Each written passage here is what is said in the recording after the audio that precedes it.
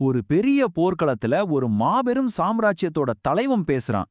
அவன் பேசுறத கேட்டா, அப்பப்பா, என்ன ஒரு நம்பிக்கை, என்ன ஒரு பெருமைன்னு தோணும்.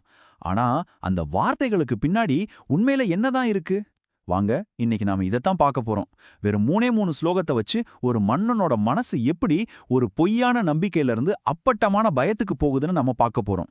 இது பகவத்கீதை நமக்கு கத்துக் கொடுக்கிற ஒரு சூப்பரான தலைமை பாடம்.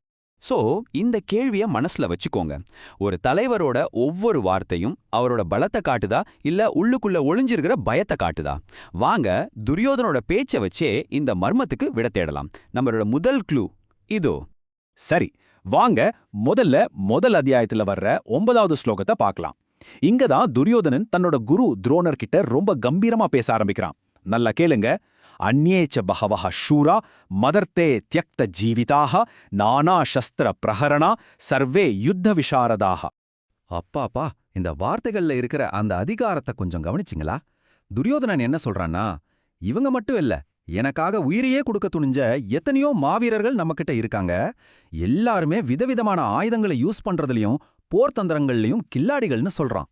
பாருங்க, ஜெயத்ரங்கன், கிருதவர்மன் மாதிரி பெரிய பெரிய வீரர்களோட பேரெல்லாம் சொல்லி தன்னோட படைபலத்தை யாராலையும் அசைக்கவே முடியாதுன்னு ஒரு பில்டப் கொடுக்கறான். சோ இதுதான் துரியோதனோட கான்ஃபிடன்ஸோட பீக்குன்னு சொல்லலாம். தன்னோட படையோட பலத்தை நம்பி நாம தான் ஜெயிக்க போறோம்னு ஒரு மிதப்புல இருக்கான். ஒரு பக்கம் தன்னோட வீரர்களுக்கு ஒரு பூஸ்ட் கொடுக்கணும், இன்னொரு பக்கம் எதிராளிக்கு பயத்தை காட்டணும். இதுதான் அவனோட பிளான். ஆனா இந்த நம்பிக்கை எவ்வளவு நேரம் நீடிக்கும்? அடுத்த ஸ்லோகத்திலேயே இந்த நம்பிக்கை கோட்டையில ஒரு சின்ன விரிசல் விழ ஆரம்பிக்குது. அங்கதாங்க கதையே மாறுது. சரி, இப்ப 10வது ஸ்லோகத்துக்கு வருவோம். இதுல 2 வார்த்தை இருக்கு. அதை நம்ம ரொம்ப கவனமா பார்க்கணும். ஒன்னு அப்பரியாப்தம், அதாவது அளவிடவே முடியாதது. இன்னொன்னு பரியாப்தம், அதாவது ரொம்ப குறைவானது. இப்போ அந்த ஸ்லோகத்தை கேளுங்க. அப்பரியாப்தம் ததஸ்மாகம் பலம் பீஷ்மாபிரக்ஷிதம் பரியாப்தம் த்விதம் ஏதேஷாம் பலம் பீமாபிரக்ஷிதம். இப்ப நீங்க ஸ்கிரீன்ல பாக்குற இந்த ஒப்பீட்டை பாருங்க. இது ஒரு சாதாரண கணக்கு கிடையாது. இது துரியோதனோட பாயிண்ட் ஆஃப் வியூ. அவன் என்ன சொல்றான்னா, நம்ம பக்கம் தாத்தா பீஷ்மர் இருக்காரு, அதனால நம்ம படை அளவே இல்லாதது.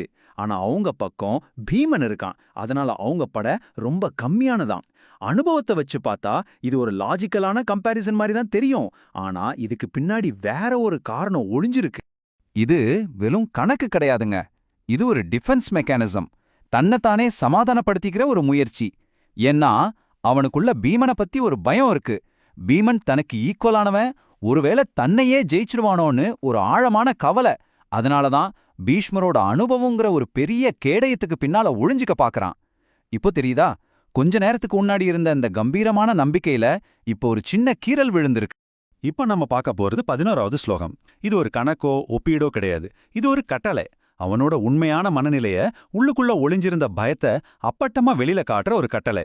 அயனேஷூச்ச சர்வேஷு யதா பாகம் அவஸ்திதாக பீஷ்மம் ஏவாபிரக்ஷந்து பவந்தக சர்வ ஏவஹி. இந்த கட்டளைய நம்ம 2ஆ பிரிச்சு புரிஞ்சுக்கலாம். முதல்ல இது ஒரு சாதாரண ராணுவ உத்தரவு மாதிரி தான் இருக்கு. எல்லாரும் அவங்கவங்க இடத்துல கரெக்டா நின்னுக்கோங்க. சரி. ஆனா 2ஆவது அவன் சொல்றான் பாருங்க, அதுதான் அவனோட மனசை துறக்கிற சாவி. நீங்க எல்லாரும் சேர்ந்து செய்ய வேண்டிய ஒரே ஒரு முக்கியமான விஷயம், தாத்தா பீஷ்மரை மட்டும் பாதுகாக்கணும். இதுதாங்க அந்த கிளைமேக்ஸ். யோசிச்சு பாருங்க. அளவிடவே முடியாத படைன்னு முழங்கின அதே துரியோதனன் தான் இப்போ மொத்த படையோட வெற்றியுமே ஒரே ஒரு வயசானவரான பீஷ்மரை பாதுகாக்கிறதுல தான் இருக்குன்னு சொல்றான். எங்க போச்சு அந்த தைரியம், அந்த கம்பீரம்? எல்லாம் பயத்துக்கு முன்னாடி மண்டி போட்டுடுச்சு. தன் படை மேல இருந்த நம்பிக்கை எல்லாம் போய் ஒரே ஒருத்தனை நம்பி இருக்கிற ஒரு பலவீனமான நிலைமைக்கு அவன் வந்துட்டான். சோ இந்த 3 ஸ்லோகம் ஒருத்தரோட மனநிலை எப்படி படிப்படியா சரியுதுன்னு நமக்கு அப்படியே படம் பிடிச்சு காட்டுது.